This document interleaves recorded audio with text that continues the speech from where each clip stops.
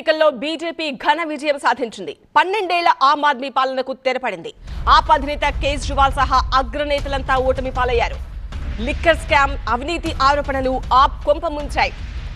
ఇక double engine నినాదం మోదీకి బాగా కలిసి వచ్చింది. ఢిల్లీలో బీజేపీ వైపు దళిత, ఓబీసీ ఓటర్లు మొగ్గు చూపినట్టుగా తెలుస్తోంది. ఇక ఆప్, కాంగ్రెస్ రెండు పార్టీలు విడివిడిగా పోటీ చేయడంతో బీజేపీ లాభపడింది. ఆప్ కి పోటీగా ఢిల్లీ ప్రజలను బీజేపీ గ్యారంటీలు ఆకట్టుకున్నాయి. ముస్లిం ఓటర్లలో చీలికతో కూడా భారీగా లాభపడింది బీజేపీ.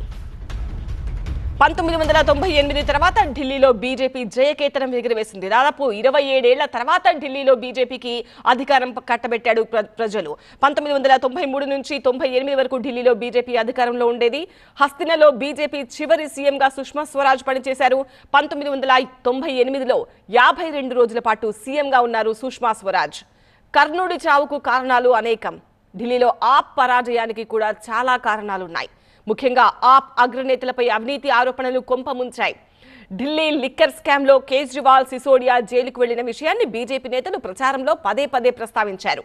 సామాన్యుణ్ణి అని చెప్పుకున్న కేజ్రీవాల్ విలాసాలకు అలవాటు పడ్డారని, 55 కోట్ల రూపాయలతో నిర్మించుకున్న శీష్ మహల్ ఇందుకు నిదర్శనమని ప్రధాని మోదీతో సహా బీజేపీ నేతలు ప్రతి నియోజకవర్గంలో ప్రచారం చేశారు. ఇక ఢిల్లీ గ్యారంటీ వార్లో బీజేపీ గెలిచింది. ఆప్ గ్యారంటీల కంటే బీజేపీ గ్యారంటీలకు హస్తిన ప్రజలు జైకొట్టారు. మహిళలు, యువతను ఆకట్టుకునే విధంగా బీజేపీ హామీలు ఇచ్చింది. అంతేకాకుండా కేంద్ర బడ్జెట్ ప్రధాని మోదీ ప్రకటించిన వరాలు ఓటర్లపై బాగా ప్రభావం చూపించాయి.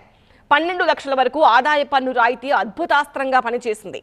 ఢిల్లీలో కేంద్ర ప్రభుత్వ ఉద్యోగులంతా బీజేపీకే జైకొట్టినట్టు ఫలితాలు స్పష్టంగా చెప్తున్నాయి. డబుల్ ఇంజన్ సర్కార్తోనే ఢిల్లీలో అభివృద్ధి సాధ్యమన్న మోదీ నినాదాన్ని ప్రజలు విశ్వసించారు. అంతేకాకుండా ఇండీ కూటమిలో విభేదాలు కూడా బీజేపీకి బాగా కలిసొచ్చాయి. కాంగ్రెస్, ఆప్ రెండు వేర్వేరుగా పోటీ చేయడంతో బీజేపీ వ్యతిరేక ఓటు చీలిపోయింది. అంతేకాకుండా ముస్లిం ఓటర్లలో కూడా చీలిక రావడం బీజేపీకి కలిసొచ్చింది.